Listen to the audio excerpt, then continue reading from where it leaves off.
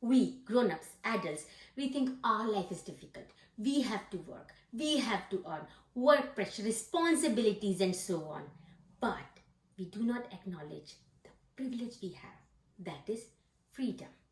We can go out, invite friends, can have parties, can watch Netflix all day, can buy whatever we want.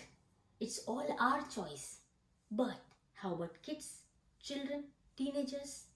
We often tell them, you should be grateful. Your life is so easy. You don't have to work. You don't have to earn. I wish I had that life. Now, let's have a look at their lives. No candies, no juice, no chocolates.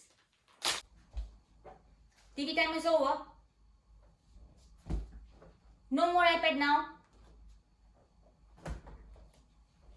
No, you cannot invite your friends. You cannot buy this or that.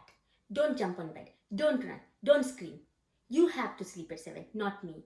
You have to go to school every day. You cannot fake sickness. I can.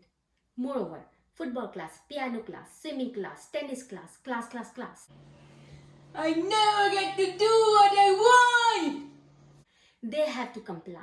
We have been there, haven't we? Imagine you're watching your favorite TV show and someone turns off the TV.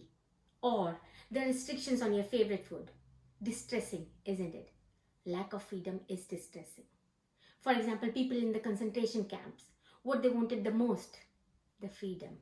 No, I'm not comparing the kids to the people there. That's a serious topic and nothing can be compared to what they faced. But the idea here is to recognize the importance of freedom and to be considerate or acknowledge the feelings of vulnerable ones or those who depend on us.